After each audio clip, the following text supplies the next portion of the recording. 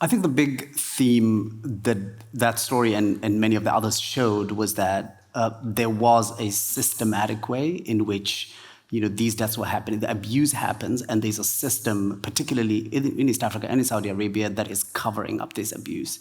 So a lot of these young women who are like getting lured from like these villages, from like these areas, shanty towns in the main cities.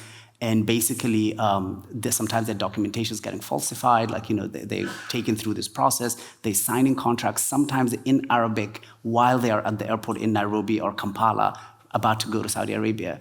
And then once abuse happens to them in Saudi Arabia, they get abused, they get assaulted, they die. They're thrown off roofs of balconies, and essentially the Saudi system also covers up like what happens to them. So there's no documentation to follow up actually what happened.